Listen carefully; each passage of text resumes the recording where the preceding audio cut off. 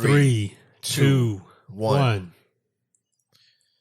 Yo, what's up, Kev? What's going on, man? Chilling, man. Word up, word up. Man, I almost cut my hair today, man. I was this close. Like gone? Off. Yeah. How come? Yep. Man, I don't know about this, man. I don't know. How long has your wife had her locks for? Long time. Long time. How she's doing it, yeah. I think she's probably closer to wherever you're at than you would think. Okay. Fair point. Whoa, what kind of liquor are we doing right now? Oh, yeah, we got It's a Monday night. We having a great Monday. I got water. Okay. Damn, I'm not keeping up right. It's okay. I am not holding up my end of the bargain on this show, man. You have to live your own life, man. You're a grown man. That is true. That is true. However, the fact that I'm drinking water right now while you got a nice little shot, double shot, Right, it looks man. like. It's okay. Of what I'm assuming is premium birthday whiskey, if I'm not mistaken. I was going to lie to you and tell you it was, but it's just because I didn't want to get up on a stool and reach into the back of the cabinet. I didn't have that kind of time on my hands. Fair point. I had to go mid-shelf. Mid-shelf. That's better than any. I don't think I have any alcohol in that. Oh, yeah, I have wine. So, it's what's left. And I was going to say, and as you say, wine, it's what's left. Yo, Kev, since you jinxed us on the Dodgers game, the Dodgers series. Dude. Do you want to explain to the people? That's the opening question. Do you want to explain to the people how you ruined LA's chances of going to the World Series? Yes, gladly. This is okay. So let's just be upfront with this. This is my excuse for not being an avid sports fan. This is basically just a joke. But I tell you what, man, when I tune in late, the Dodgers win. Like if the final pitch, the final strike is sailing over the plate at a home game, bottom of the ninth or top of the ninth, we're good. You good? Okay. If I tune in, like top of the seventh, bottom of the sixth, and things are looking good, the tide will turn rapidly. So you just tuned in too early for us to win. Single-handedly. Not for nothing, I was wearing my Angels jersey while I was. Oh man, this is bad. This is really bad. I'm having we're in the middle of the sports trifecta, right? With baseball, football, and are we? Basketball. Are we still in the middle of it? Are we really? I mean, seriously, considering us, everything that's going on right now. Right. But, for those of us more privileged enough to be concerned with sports, we are in the middle of it. And man, I'm having a time of my life sports-wise. I'm really enjoying myself, man. Yeah. Really no matter as long as somebody from LA is playing, if somebody from LA or formerly of LA is playing, I tune in. They lose the game in the last inning of the baseball game. I tune in, even though they're not an LA team anymore. The head coach has to resign because of racism. I tune in, and two of the star players are fighting on the bench. So you just what is this? Yeah, I have no idea. I thought that was I thought it was actually entertaining. And what is most entertaining is like all right, so I'm sure anybody listening to this show by now knows that I am an avid Laker fan, but I am not a fan of other Laker fans. And I've said this on this show quite a bit that my least favorite fan base is Laker fans. And I wanted the Lakers to go like they won yesterday, as of the day we're recording this, and I wanted the Lakers to go like 0-15 before they won their first game. Like I wanted it to get really bad and everyone to be like I wanted heart attacks and just various circumstances of fallout. But, I realized that that's just because I'm a horrible person and I like to see people upset and aggravated when I know they're off the deep end. You enjoy the chaos. I'm not getting it. I do. I really do. Especially when I don't feel like the team's going to lose in the end. I actually do enjoy the chaos. So I was kind of like, when they won, I was like, man. All right. Fine. Fine. That's because your boy Kev settled into a long winter's nap yesterday afternoon. Did you now? Oh my god, dude! I am the nap god. Yesterday, I was the nap god. Oh my god! Yeah, that is like when you wake up and your wife's just looking at you like, "Did you really sleep all day?" Like, oh, why wake up now? You're right. Take a shower and knock on out. Yeah, it's crazy. Naps are like these really special things. The power of the nap over 40. Oh my God. Who knew? I'm gonna start. I should never take naps. Yeah. Seriously, the Rap Sucks Radio cinematic universe, everyone's superpower will just be a quickly ensuing nap. Dude, yeah. And you know me, before we move on, for those who do not know me, man, I could fall asleep anywhere. Just about anywhere. Oh, yeah. I have knocked out right next to the speaker at a club without a single issue. When I am ready to go, it's a wrap. Don't ask me no questions. I tried. Just know I put up a hell of a fight. But that was it. So, yeah.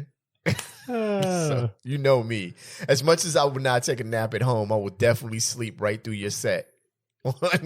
at a show like, Trey, did you see my set? Nope. Matter of fact, I remember when they tore down House of Blues, I was like, damn, I've had so many good naps at House of Blues. I was like, that was the one thing I thought. Like, man, I had some good sleep there. Like standing right through naps? people's sets. Well, no, you know they had a backstage area or whatever. The couch was like comfortable. Ooh, fancy. So I'd be out, like, knocked out. Anyway, you're lucky you never got bed bugs. That's true, or rabies or whatever is going on them couches. Incense flavored bed bugs. Yo, we going to the other side, man. Yo, you ready, Kev? Yeah. All right, y'all, let's go. Incense flavored bed bugs. Wow. Rap Sucks Radio. Blah, blah, blah, blah.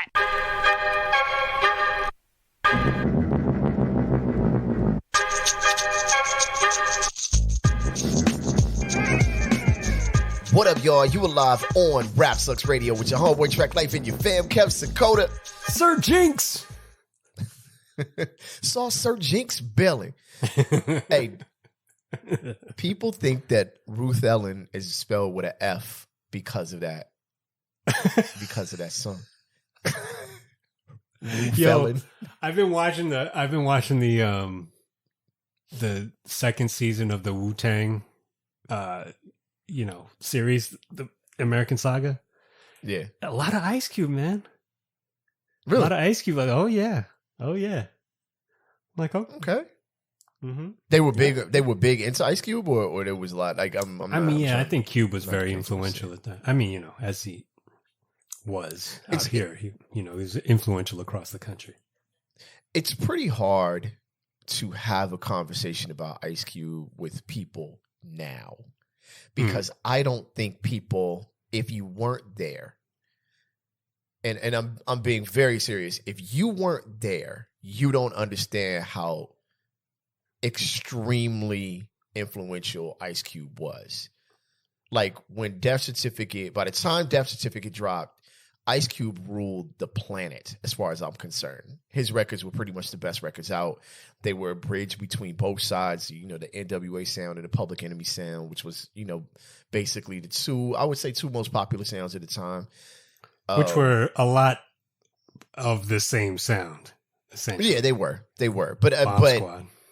Bomb Squad, right? But I would say with Death Certificate, with Jinx and them on the beach, like it just had it kind of took a life of its own. And then by the time Jackin' for Beats came out, like Cube was, you talk about a rapper that was on top, like it was crazy. So when you talk to people now about Ice Cube, it's like they don't remember how, either they don't remember or they weren't there to remember how dominant like his run was. He was the premier MC at the time. Man. And was spitting just raw, real, like just actual street, like not just street, like I'm out here selling dope, not like that. Like when you think of I don't know what its title is. I think it's More Than a Bush. But you just think of how raw that song was. I mean, it's hard, yo. It's hard to really even discuss him now. You know what I'm saying? A bird in the hand. It's worth more than a bush, boy. He had Asian people out there. Maybe not loudly singing, but at least enthusiastically mouthing the words to Black Korea. I've had several discussions about that song with several different people, and it was such an eye-opening discussion. Like, oh yeah, that's right. that might have had like a different impact than I would have thought it would have had. Oh yeah, okay, there you go. Just when you thought you couldn't learn anything new. Anyway, what up, y'all? You are live on Rap Sucks Radio and Homework Track Life, your fam Camp Sakoda. As I stated earlier, man, thank y'all for tuning in. We appreciate each and every one of y'all. If you would like to catch our show, any past episodes of our show, you can go to rapsucksradio.com or any of your favorite podcasting platforms, or you can catch us on TV on BTSN, that's Behind the Scenes Network. You download the app or the channel on your Roku or any of your Amazon Fire devices. Click on the Apple channel, BTSN Pass, Behind the Scenes Network. We want in. Yo, Kev, we've got a fun-filled show. I do think this is actually pretty fun. What up, Lo? What's even more entertaining about the show is my wife actually asked what we were going to talk about. And I said, I haven't really gone through the rundown. What do you think we should talk about? And she said, are you guys going to talk about the jobs thing and how people are not working? I was like, you know what? I don't know. Maybe we'll talk about it. Then I looked at the rundown and Kev, who has got to chill? I was going to say Big Daddy Kane. Not exactly. I was going to say horrible bosses. How about horrible bosses? Horrible bosses gotta chill. So the topic title for this one is written by me, I believe. Even Big Daddy Kane couldn't get the job done if you're not hiring, right? So my wife was actually right. We actually are going to talk about the current job market and people leaving and not being hired and situations by the way, of that nature. Fellas, if you're going to say my wife was right, just do yourself a favor. Don't throw the word actually in the middle of that sentence. Listen, you've already decided to take the leap. Just say my wife was absolutely right. Yeah, that's all right. That's all right. That's all right. I gotta save faces to some point. So, all right. So the reason for this topic is a worker in Florida applied to 60 entry-level jobs in September and got one interview. 60 entry-level jobs in September and got one interview. The source for this is businessinsider.com. The players involved are bosses and hourly workers. So here we go. Joey Holes recalled first hearing complaints about a labor shortage last year. Over the next several months, the 37-year-old watched as a growing chorus of businesses said they couldn't find anyone to hire because of government stimulus money. It was so ubiquitous that he joined a No One Wants to Work Facebook group where users made memes deriding frustrated employers. He said he found it hard to believe that government money was keeping people out of the labor force. Me too, Joey. Me too. Especially when the end of expanded federal unemployment benefits did not seem to trigger a surge in employment. All expanded benefits ended. As I try to expand my screen, actually, ended in September, but 26 states, including Florida, ended them as early as June and July of this year, 2021. So Holes, a former food service worker and charter boat crewman, decided to run an experiment. On September 1st, he sent a job application to a pair of restaurants that had been particularly public about their staffing challenges. Then, Kev, he widened the test and spent the remainder of the month applying to jobs, mostly at employers vocal about lack of workers, and tracking his journey in a spreadsheet. This dude that's my kind of guy. When you bust out the spreadsheet, I'm ready for it. Yo, Kev, 2 weeks and 28 applications later, he had just 9 email responses, Kev. 1 follow-up phone call and 1 interview with a construction company that advertised a full-time job focused on-site cleanup, paying Kev $10 an hour, Kev. But Holtz said the construction company instead tried to offer Florida's minimum wage of $8.65 to start, even though the wage was scheduled to increase to $10 an hour on September 30th. He added that it wanted full-time availability while scheduling only part-time until Holes gained seniority. Holes said he wasn't applying for any roles he didn't qualify for. By the end of September, Kev, Holes sent out 60 applications, received 16 email responses, 4 follow-up phone calls, and a solitary interview. He shared a pie chart showing his results. He added, last point, that despite the claims of some businesses struggling to hire, his boss had no staffing issues during the pandemic. Nobody leaves those positions because he takes care of his people, Holes referred, and he's referring to his boss. So not so much a horrible boss. So he doesn't have to chill, but everyone else has to chill. Kev, set it off, fam. We talking about research, Trek? We talking about research? This man did his own research. If you're going to talk about doing your own research, he did his own research. We're talking about research. Sure. Yeah. Yeah. It's very, and to be fair, it's anecdotal research, so we can definitely kind of say that, right? He controlled for various factors. He didn't apply for any jobs he was clear, he deemed himself not qualified for based on overriding conditions. He didn't skew the research by applying to be a biochemist for a company that makes way too much money. What's the one question that I'm asking though, Trek? What is the one question you are asking, Kev? I hate to jump to conclusions based on the last name Holtz. Mm-hmm. I want to know if he is beige. You, first of all, do not remind me of my daughter. Call him beige. To be like, yo, I don't think he is that's appropriate. Perhaps burnt sienna. Yeah, that's actually an interesting part of the study that I didn't consider. Well, considering the fact that he was a charter boat crewman? Yeah, it's less than likely that he's black. I'll tell you that. But and I know there are a few of us, and I know that you guys might respond in some way, but there's only 3 of you, so no. All right, just don't. You know what I mean? I've been fishing multiple times, deep sea fishing. Okay, multiple times. All right, 2 of us. Black people, 2 of us. That's out of Long Beach.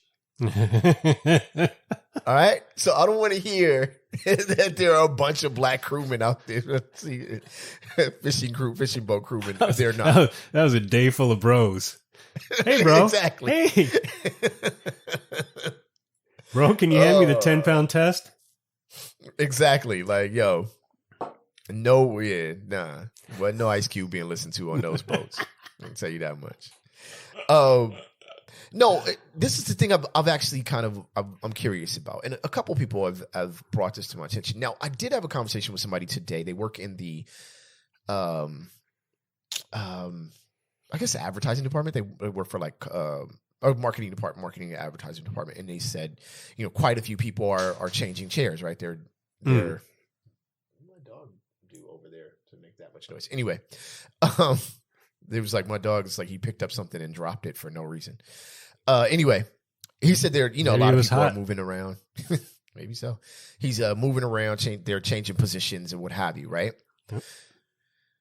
Now, where I'm sitting, what I do for a living, ain't nobody's left. Everybody is in the same spot. We're all working from home, which is, I think, one of the benefits a lot of people have been saying that they've been seeking by changing jobs. Sure. But lastly, well, shout out to my man Silo with more personal anecdotal research. He's saying that he's seeing posts in LA for jobs. Like, for example, he gave an U-Haul that had signs where, $18 an hour for a cashier, $19 an hour for a general worker, hired on the spot, just come on in.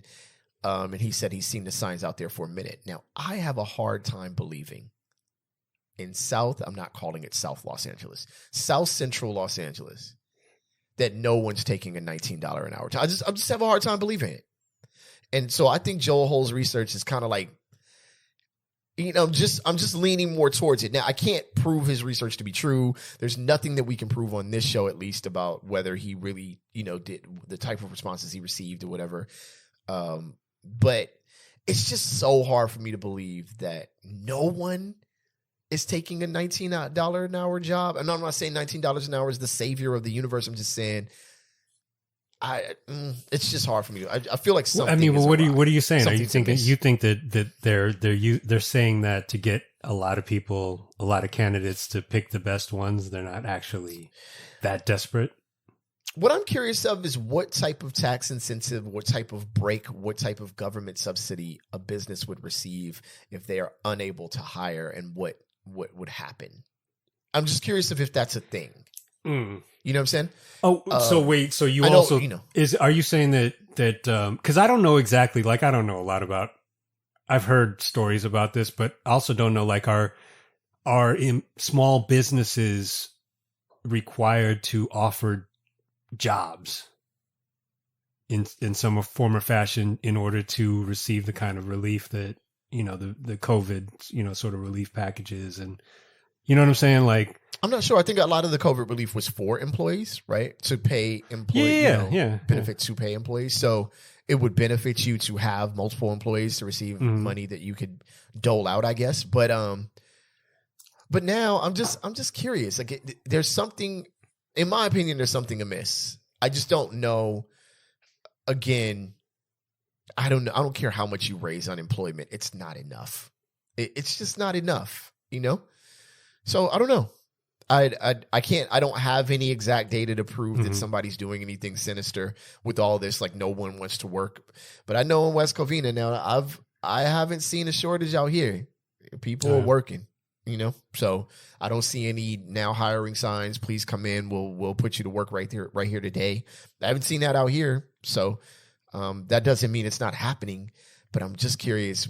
Places where it's happening, it's strange. It's just a strange thing. And it's weird to be like, I run a company and we pay DJs. Right. Nobody's getting rich, including us. but I know, based on the kind of gigs that we offer, that the DJs are getting paid fairly. Sure. Some of them are worthy of getting a lot more money than we're able to pay them. But we're not killing them. Right. You know what I'm saying? And the reason I know that is because I've been a DJ at places where I haven't gotten paid what I thought I deserved, which is subjective. Be an MC, that's the thing. Be a DJ, be any kind of like so-called talent at a place where there are waiters, busboys, security, doorman, and do that long enough so you know what it's like to be at a place where at least you feel like family, even if you're not making a ton of money doing that, as opposed to a place where it's just like, wow, you are really not only are you a jerk to all of us, but at least I'm getting a little bit of money. I can go to the next job the next night and make more money. Mm-hmm. But you're treating people who are working on basically on like tips like garbage. Yep. And I feel like those are the same people who are out there on the news complaining about how the government has interceded and forced all these mandates or all these things on, all these conditions on them. And now nobody wants to work for them anymore. They can't find people to work. It's like, well, maybe you're just a jerk. Maybe. And also maybe you're a cheap jerk too. That's probably the more likely thing. But, and there was some data that shows that now teenagers are starting to find themselves back at places like McDonald's and Burger King or whatever, which was weirdly responded to by outrage, not outrage, but just like, and now look, they even have teenagers working there, and I'm like, but that's what it used to be. Yeah, don't you remember Calvin? That was the thing. Just 20 years ago or longer, actually, teenagers used to work at fast food restaurants. And I didn't know that was the thing. You know what I'm saying? That was the thing. Yeah, that your first job was, McDonald's or gas station clerk or something like that, and then people needing to make a living and wages being what they were, people just would work 2 or 3 different jobs. You went from McDonald's to Burger King to Taco Bell, and then you went home, or whatever you did, right? By the way, at the same time, don't mistake this for me saying that I miss the days when a teenager could look at me when I ask for a couple extra napkins, looking at me like I'm getting in the way of their dreams. by asking them to do a small portion of their job. Wasn't that your favorite thing? I don't remember it as much. I did go to McDonald's recently, gross, and still have kids, and there was teenagers working the window, the drive-through window, and I was like, "Whoa, I haven't seen this." It was like a throwback. You know what I mean?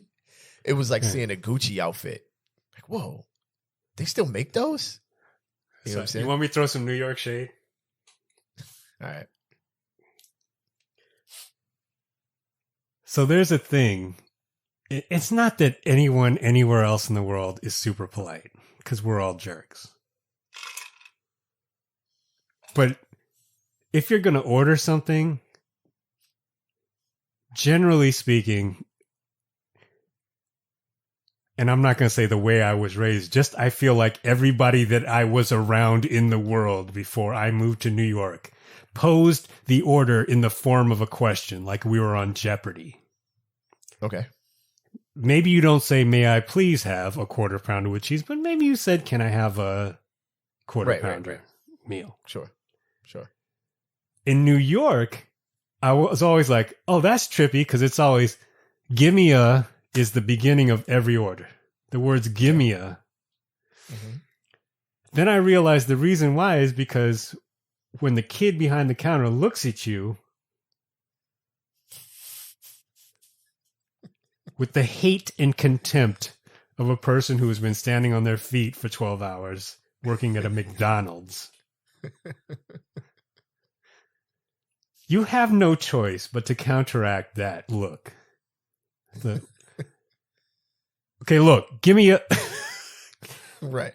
Whatever you going through, give me a, quarter pounder, whatever. I will say this, Kev.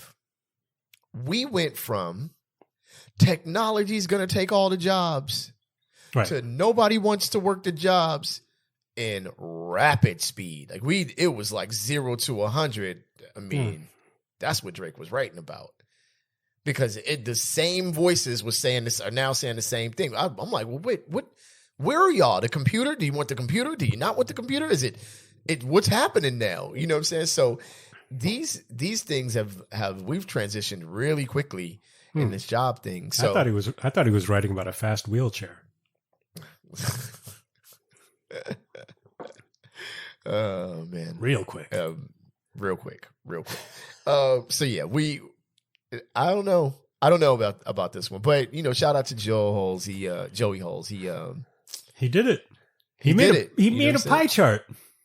He did make a pie chart, which PowerPoint skills on deck. Like you got to get or Excel skills. Good job, man. Good job. Has in your personal life, young one is getting closer to that point, right? Where she's going to start thinking about maybe wanting to get a little job. Yeah, okay. She's getting to the age where she can. I don't know if she's going to be thinking about Okay. Yeah. Were you like that when you were, 14, 15, starting to think about hustles and stuff? I had my first job when I was 12, man. Okay. I was delivering newspapers. Wow. Yeah. Yeah, you can't really use that. You were doing what with what? What's a what? Right? Yeah, exactly. People are like, what? You were throwing phones at people? With apps open? Yeah, nah. Yeah. I have been working, honestly, literally working every year since I was 12 years old. Either summer job or delivering newspapers in the morning or whatever. So yeah, whole time. Builds character. Yeah, it does. The least work. Well, I was gonna say the most work actually is I ever did was like rapping. It was too much work. Outside of that,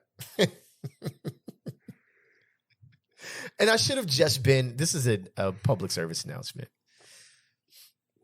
Not every rapper takes advantage of the cachet of being a rapper. By the way. I know people hate rappers because rappers don't work hard and blah, blah, blah. But, man, I was, setting up equipment and helping people carry in records and bags and stuff. And, man, I actually worked talking to promoters, trying to come up with marketing, going around putting my Someone my had records. To do it. Right, exactly. Y'all, the rest of y'all, you guys, not the rapper. Well... Dreams of a diva deferred. Completely deferred. I'm making spreadsheets about gas mileage and usage in Europe. God, what a horrible way to spend my career. All right, man, let's move on. Topic 2 title by Kev, Goofy Ol Punkasses. That is the actual full title, folks. This is funny too because again, my wife was actually right. She actually mentioned the subject. Yeah. Just there's something to talk to. So this the subject she's 2 for 2 week. so far. Yeah. All right, fair point. Hey, GOP new vultures. producer. We got a new producer for the show. No. We talk about work. Never working with your spouse is the key. Yeah, she mentioned that Candace Owens recently said something as well within the subject. So GOP vultures chillingly quip about prop gun death to attack Alec Baldwin. I had a feeling as soon as I saw him, of course, that this was going to happen. And I'm not saying my premonition is so advanced, but it was I knew they were going to do this. Alec Baldwin, JD Vance, Lauren Boebert, and all the junior Trumps. So Donald Trump supporting politicians, would-be lawmakers, and commenters are coldly exploiting the tragic prop gun death of cinematographer Halen Hutchins to attack outspoken GOP critic Alec Baldwin, and some of them are laughing as they do it. Just hours after the tragedy, Republican Senate candidate J.D. Vance quipped on Twitter to CEO Jack Dorsey, "Let Trump back on. We need Alec Baldwin tweets." Trump was banned by Twitter after the violence of the January 6th insurrection. Vance's rival in the Ohio Senate race, Tim Ryan, snapped back on Twitter, "Someone died, you asshole," which is basically right. Others piled on. So overheard, if you want to really understand that there is no soul to the GOP, on Twitter, it's ghouls from J.D. Vance to Lauren Boebert are gleefully mocking Alec Baldwin for the tragedy that occurred on set. That's George Takei. How do you say his last name, by the way? Takei. I should know this. Takei. Thank you. Sandy Botcham, these names, you're disgusting. A young woman died, he said, and all sorts of other responses. In one of the more appalling messages, though the competition was fierce, Representative Lauren Boebert, Republican, Colorado, referred to Baldwin's tweet last year in support of Black Lives Matter protesting, saying he was going to make bright yellow T-shirts that read, "My hands are up, please don't shoot me." Boebert posted a screenshot of Baldwin's tweet, adding, "Alec Baldwin, are these still available?" Asking for a movie producer. If someone hadn't died, would have been a good joke. Would have been a good joke. If somebody had not died. And not to be outdone, right-wing author and commentator Candace Owens gloated that nothing Baldwin. Right, we should do that every time we say her name. Candace Owens. Gloated that nothing Baldwin has said about Trump is going to age well. Literally, not one single thing that Alec Baldwin has said about Donald Trump and his supporters is going to age well, she stated. So, anyway, there you go, Kev. Ghouls. Nothing more than ghouls. It's garbage. This dude, J.D. Vance, was a guy who I think grew up in relatively hard conditions, as hard as it can be. A straight white dude in America. Mm-hmm. But I think, he's relatively disadvantaged financially in his youth. And went on to do some accomplish some pretty great things. But wrote this book called Hillbilly Elegy, which was released during the Trump presidency.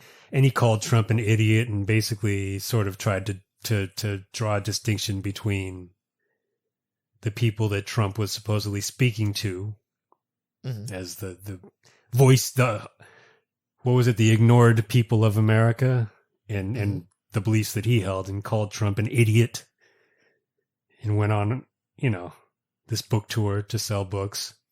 Mm-hmm. The book got optioned and a movie was made starring Glenn Close and Amy Adams and some, very well-known actors. The movie caught a brick. Evidently was not that great. I'm sure he did fine. Yeah. And he decided to turn a quarter, run for Senate, and completely embrace all the stuff that he talked trash about, which is big, white guy Candace Owens energy. I do not understand. I try my best to understand Candace Owens, and I just can't. I understand it, but I don't understand it. I guess she said we should invade Australia. She's got a lot on her plate, Candace Owens. She's juggling a lot of balls. Let's just put it that way. She said we should invade Australia because of the mandates that they are putting on their people, that they are imposing authoritarian rule upon their people. So we should invade Australia. Have you seen the spiders in Australia, Trek? Right. Yeah, exactly. There were the spiders that were in, was it Afghanistan or whatever during Desert Storm? Some of the people would bring it home. I can't imagine what they'd bring home from Australia. Aside from the fact that anytime I saw a friend who was in the military, who was stationed in a desert leaning area, it's like, I'm not looking at that because you're going to show me some kind of spider I don't want to look at. Exactly. You're not going to show me something heartwarming. Yeah, you're going to show me something gross. Yeah, gross. Oh yeah, and I think those things like the like the warmth, like they search for warm places and the human body was perfect, so they used to crawl up under people when they slept. And I'm like, dude, no, that's the word. That's like the opposite of what spiders do. You know what I'm saying? That's my daughter. Right, exactly. What are you, a child? A puppy? No. Listen, I don't have a lot for this. It's what's to be expected. I won't say that it's one-sided, that to be fair. But I will say that one side seems to take the dirtier road more often than necessary. How about that? That'll be about as fair as I'll be with that. But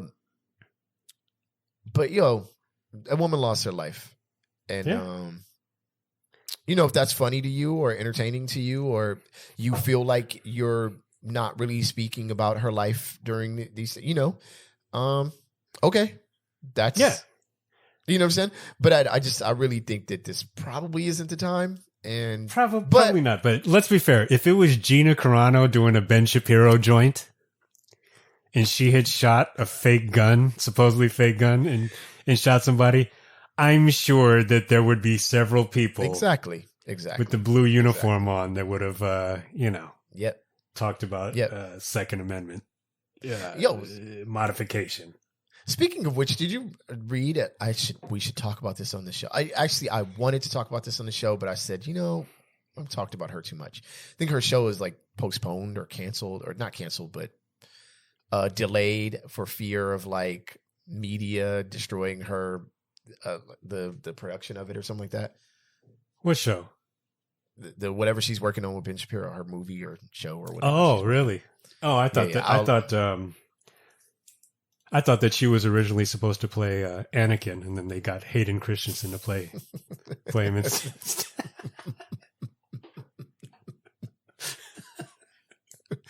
She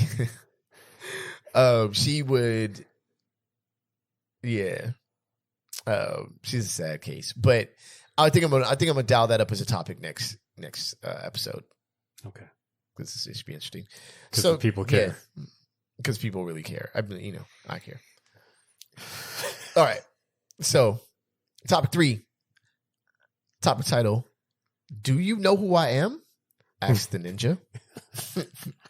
A ninja with a sword assailed a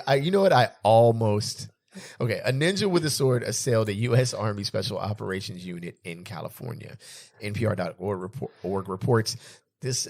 Players involved in this are the Special Ops Unit and a ninja in need of recognition. That is, wow. It seems unlikely, Kev, but it did indeed happen. A man Talk about it. Wearing full ninja garb attacked members of a U.S. Army Special Operations Unit in the middle of the night in the California desert, setting off a scramble for safety and resulting in at least 2 injuries, according to police and other reports. The incident occurred a little after 1 a.m. on September 18th, when authorities in Ridgecrest, California, got word of a sword-wielding man dressed as a ninja on the loose in the you laughed as soon as you saw it, in Kern Airport in Kern County, north of Los Angeles. Far north of Los Angeles. Kern County's sheriff's deputies found the suspect had assaulted a victim at the scene with a sword and thrown a rock through a hangar window, hitting an additional victim in the head. Jeez, might have actually been a ninja. The victims are members of the 160th Special Operations Aviation Regiment, according to the Stars and Stripes newspaper, which states that the military personnel were at the airport as part of a training exercise. The incident reportedly quickly drew attention after it was posted on Instagram. It describes how a staff sergeant was smoking a late-night cigarette near an airport hangar when an unknown person wearing full ninja garb approached him with a question. "Do you know who I am?" the man asked. The sergeant said he did not. "Do you know where my family is?" the man asked. The sergeant said he did not know. The person in the ninja garb began to slash at him with a katana sword, the report states, adding that the sergeant's leg and phone were struck. The sergeant ran, jumped a fence, and reached a building where he joined others from his company. As he and the captain locked doors and called 911, the assailant kicked and punched the doors and windows, according to the report, which has redacted the service members' names.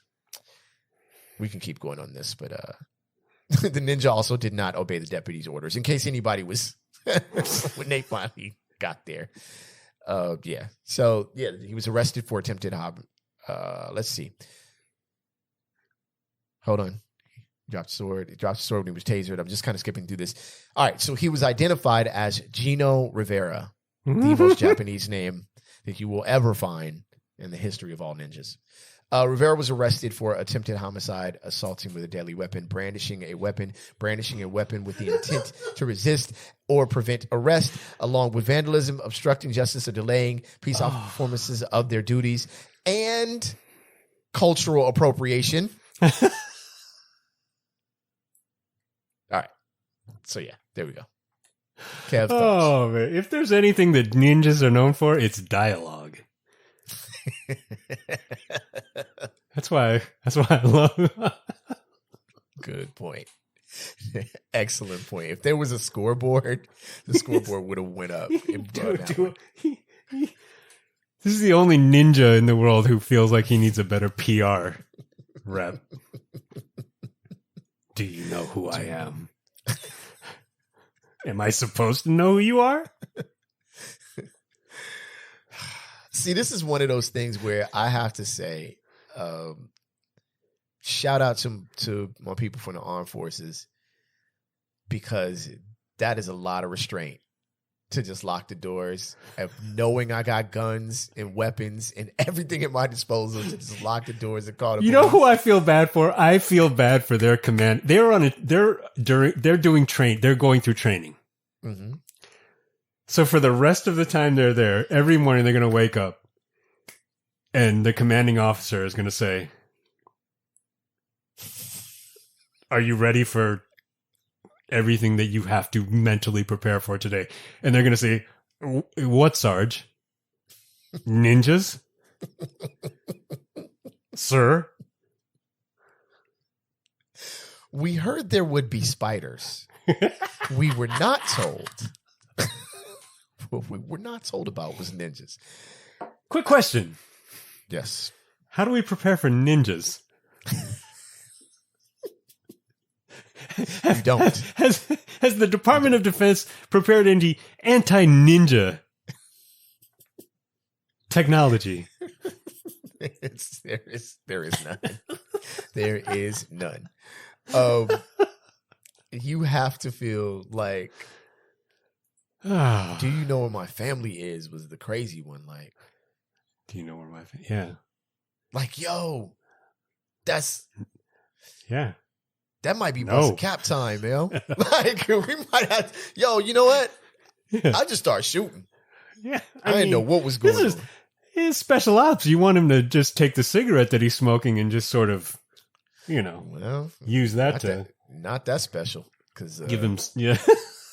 Because his bro brought a katana blade. Like, they was like, why? And why did he want everybody to know him? Was he just like? Did he just like fly in and just throw in business cards like throwing stars? Like, what was going on? It's just like name. It's like flyers. They didn't identify him by like his face or records. It's like he threw out the business. He said, "Okay, this is who I am." That's by the way. Actually, I wanted to write. I had a project that I was going to do with my kid during quarantine when we had nothing else to do, but we never got it off the ground because I realized that the idea had already been done. Mm-hmm. We were going to write a children's book called The Loudest Ninja. Ah, okay. I think this guy would have been the perfect subject. Like, I feel like he just jumped over the fence in the ninja garb with just like an air horn. Pew, pew, pew, pew. Are there a ninja's air horn would be like silence, right? It's like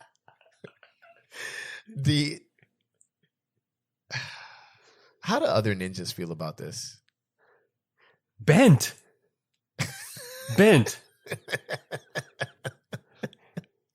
Heated.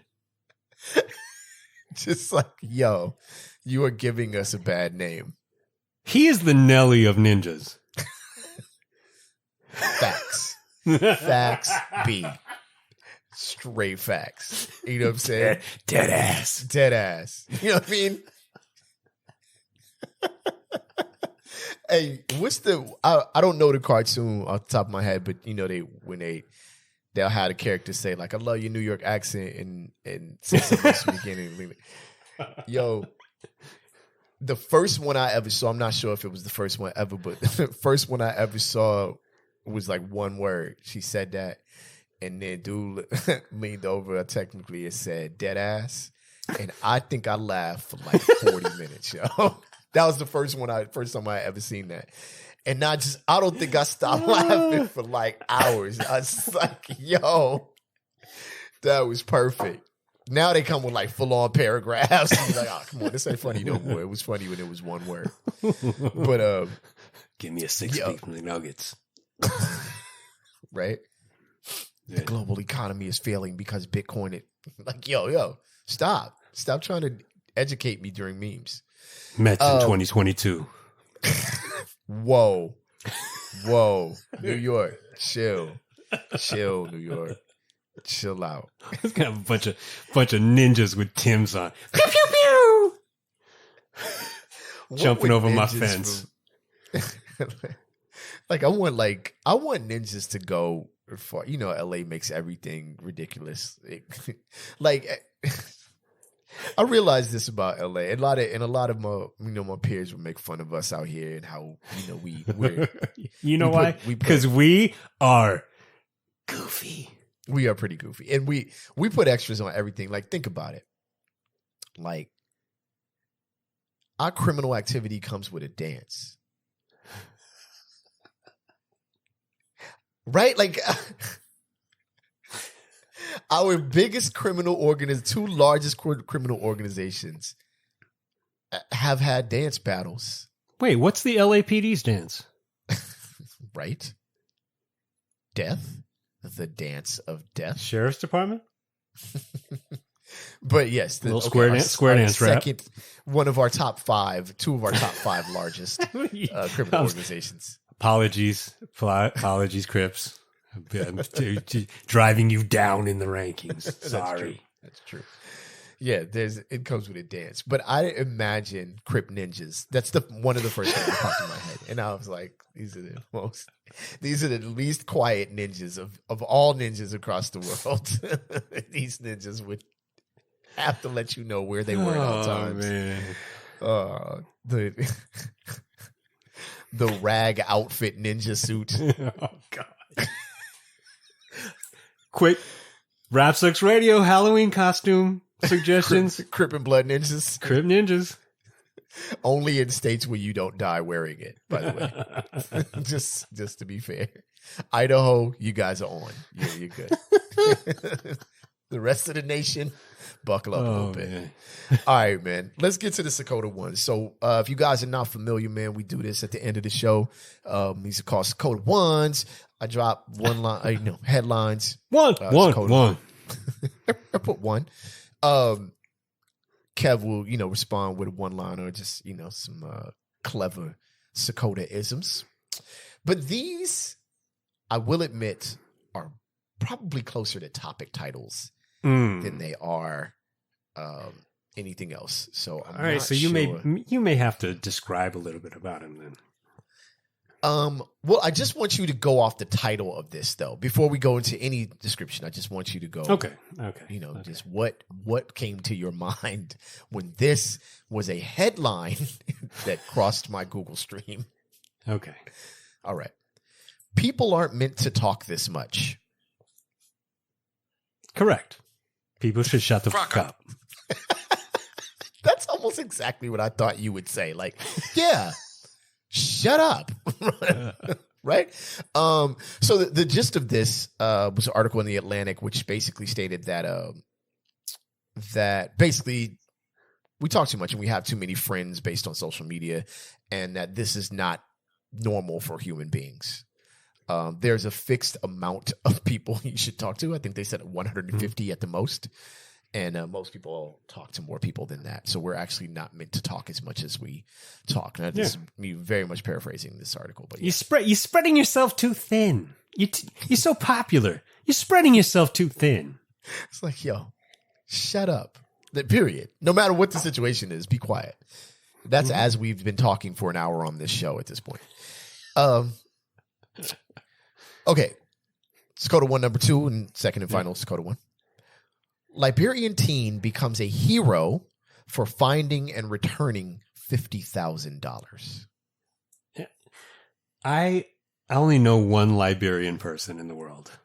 Okay. So I certainly do not have a sample size adequate to characterize the inhabitants of Liberia.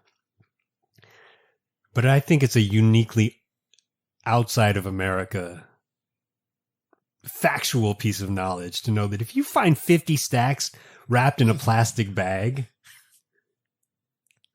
you know that you walked into the story a couple, 2-3 chapters deep.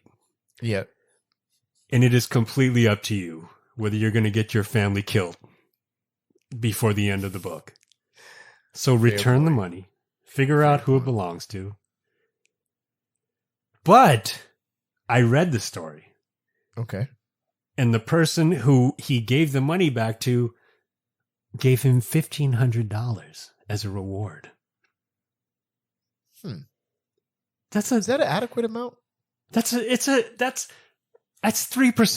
That's less of a vig than like a new 5, real estate agent. 5,000 would have been. Yeah, adequate. 10%. Yeah. That's light work, right? Like, Yeah. 5,000 would have been it. yeah. But, good for him for being a good person, considering, he comes from a country called Liberia. The only good job, Kev. Good job. Thank you. The only Liberian I'm familiar with is the girl that Michael Jackson talked about. So just to be clear, I have zero knowledge of Liberian people or any struggle and or non-struggle they go through. But I will say that 50 stacks sounds like something that a drug kingpin would have. So the young man did not just become a hero to the people as a good person. He likely, like you said, became a hero to his family. Right. Because I'm saying that if I'm walking through the park and I find $50,000 wrapped up in a plastic bag, I'm terrified. And I'm trying to figure out how am I going to put this back and who saw me pick this up. I'm just keeping it real because a lot of gang graffiti where I'm at and somebody about to die and it ain't going to be me. Mm-hmm. That being said, here's the thing. Did they want to publicize that it was returned to them and who returned? Like, you know what I'm saying? If you're the person who dropped or was dropping off or was in the middle of a handoff or had a secret handoff spot and a young man found your handoff spot and brought it back to you, I don't know if you really want the public to know like who you are. You know what I'm saying? And that little boy returned that money to you. I'm just saying. Maybe you don't care. Maybe you don't care. You got power. Got guns too. All right, I guess. I've always had that. Not always. That's crazy. But I've heard like little stories. I don't know if they're true or not. Of people like finding, money wrapped in a grocery store bag in an alleyway and taking it. You know what I'm saying? Not realizing that basically they ended somebody's life by taking that bag. Oh man. So yeah, I'm not. No. I'm scared. I'm scared right now. I ain't even found. I'm scared to talk about it. Yeah, me too. Like, you know what? I didn't even do anything. I'm a completely different continent. I didn't do it. Yeah. Rap sucks. I moved it slowly to several different hidden places, just yards away from where it was originally found. And I came back weeks later. This is the question, though. I mean, depending upon how large your young man's family is, you find a $50K, right? Hmm. Like, where's the airport? You know what I'm saying? And how much does it cost to bounce? Oh, you're just trying to get out? I mean, I don't know if the circumstances of his area are places that he would need to get out of. He could be basically in a suburb of Liberia. I have no idea. But my question is, yeah, might go to the airport and just be like, "Give me a quarter pounder with cheese." Right? Get stared at by a teenager because things are going well. You know what I'm saying? But if I'm developing a story in any part of the world where circumstances are not so beautiful, I mean, shoot straight to the counter and buy a ticket. You know what I'm saying? Buy 5 tickets, get your family out, and be out. Maybe you live in Ridgecrest, California. That's true too. Yeah, Kern County, maybe. Yeah, where get ninjas yourself are. a sword. Yeah, get a katana. Do you know who I am? I'm the one that found the 50,000. You know what I'm saying? All right, yo, I have a closing thought here. Yeah. By the way, and it's not related to anything dope or anything like that. But I will say this. It makes for good programming. Yeah, people love it. Tune out now. Whatever. We're getting back to normal, right? Whatever normal is going to be going forward, right? Mm-hmm. But I think that you guys are a bit too comfortable already. That's what I was going to say. What are you talking about? No, listen. Kids are in school. You're able to go eat inside a restaurant. I'm talking just normal things we used to be able to do. We're able to do under, the best safety that we can. We're washing our hands. We're doing the things. We're wearing masks. We're getting back to some form of normality. That's all I'm trying. I'm starting to say. I'm doing the best I can here, Kev. Give me a break. But I think you guys are a bit too comfortable. And I'm not saying that you don't go to the mall or go wherever you're going to go. We're my family is kind of out and about, maybe not as much as before, but enough. And y'all standing hella close. You know what I'm saying? And here's the thing. I wasn't super hype about y'all standing close before there was a disease, or I'm sorry, a virus that was going around, possibly, now with a lower percentage chance than before, but at one point, almost a 2% chance of killing people. And you say 2% is not a lot until you start counting millions of people, right? But I'm in the store, and it's a long line, and that's how things work. That's how things work. Sometimes the lines are long, and it's uncomfortable, it's inconvenient, but the line is long. And I have a shopping cart, which provides me a certain amount of distance, no matter what, from the person in front of me. But I would have kept a distance regardless, right? And a family, not an individual, but an entire family gets behind me. And all of you seemed like we were shopping together. Now, this is the third time I've been in this situation where I had to just kindly say, and none of it has resulted in any altercation. It's just simply, I'm sorry, guys. Can you please back up just a little bit? I've even said, and it's not even about COVID in this. It's just I just need a little bit of room. Can you back the rocker up? Right? Can you just? Are y'all serious? So I leave you guys with this. Are y'all serious right now? Like, are y'all really? Are all of y'all serious? Right? Are y'all serious right now? You know what I'm saying? This should be this. I said this at the beginning of all of this. The guideline should be: look at the person in front of you, in line, and gauge roughly how much space they are leaving between them and the person in front of them. Fair. And overshoot that amount of space. Kill it. In how much space you leave between you and them. Then it's all Jesus. It's all good. It's all good. That's not how it works.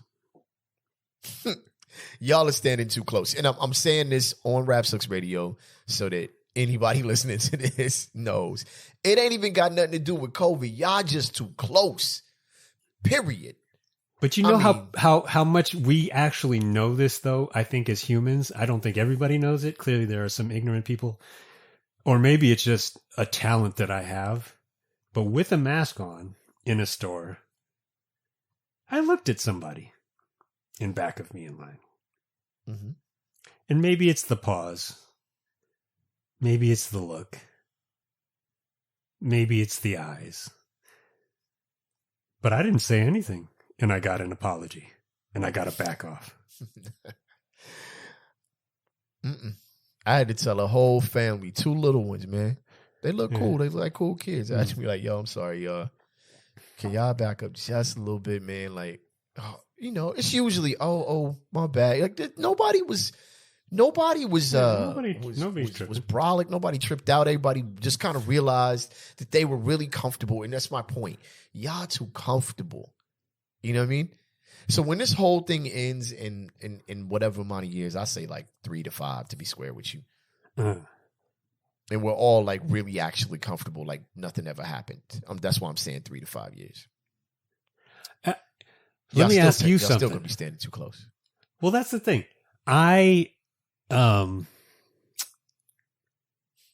don't want to put anybody on blast, KC, but I was invited to go to a sold out show on a sold out tour at the Forum, where I would have very likely had premium access, probably free parking, if I asked, to see an artist that I'm not going to name, J. Cole and 21 Savage.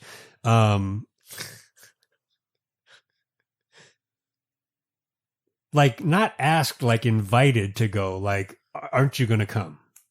Right. If you would gauge my response, like if you would put my response in the blocks next to Usain Bolt,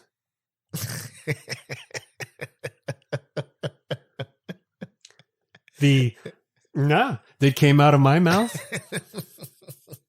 would have won every medal, every gold medal from here back to about 1937. Okay, so this is funny because I was going to say, yo, we should meet up at Tavern next week or whatever, right? But this is what I expect to happen. If we decided to do that, I just feel like we would walk up to Tavern, it would be packed, and we'd be like, all right, so where else are we going to go drink? Like, we're not going in there. So, you know what I'm saying? So we got to go at like 11 o'clock in the morning or 12, right when it's time to drink. Like, all right, it's 10:30. You ready to have this morning drink? You know what I'm saying? Morning shot, because I am not going to walk up to no bar or nothing. It's packed. We walked up, my man Tosh, not my man Tosh, my folks was in town. We thought about going to BJ's. And it was like, yo, BJ's was packed. So we just drank where we was at. Like, let's get some brews and we'll drink right here. Because no, the answer is no. Like, no, I'm just, but that's the thing. We're way over time now, but that's the thing. That's why I wanted to do this kind of PSA thing, because I just don't think, I think there are a lot of factors in this. And that's why the second time this happened to me, I was like, yo, it's not even really about COVID, yo. Like, I'm saying this, I was like, yo, this is not even really about COVID. It's just kind of like, you know what I'm saying? I'm getting older. I don't want you to be that close to me. You know what I'm saying? I'm black. I don't want you to be that close to me. You know what I'm saying? COVID. I don't want you to be that close to me. And just in general, I'm from California where there's a lot of space. I don't want you to be that close. Like, all these factors are, you know, impressed upon the fact, or, you know, just, I don't want to be within knife distance. or ninja sword distance. Listen, do you know who I am? I don't want you to be able to surreptitiously put your business card in my pocket without me knowing. The amount of secret hair touches that have happened have already had me. Yeah. Oh, that's so gross. That's so gross. It's always why were you hanging out at Bonnaroo, or were you at some sort of Etsy convention? What was going on? Well, I told you the gas station story, which I can always repeat. But yeah, it's been grocery store situations. Most of the time it's kids, but you know, it's been the occasional adult. I know I'm not the only person with locks that it happens to. So I know that for sure, but I might be one of the people it happens to more. You were at an American Girl store? What was going on?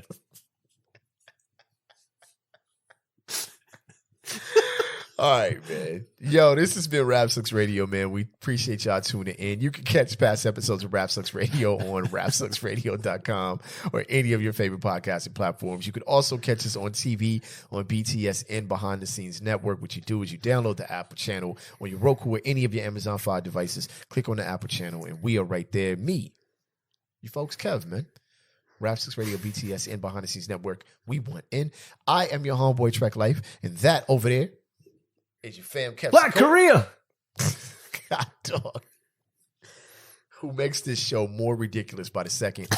We will catch y'all next time on the count of three. We say peace. 1, 2, 3. Peace. We out, y'all. Be cool, man. Be cool. Yeah, be cool. Stay away from me. Back up. Back up. Spread out. Spread out. All right, y'all. We out.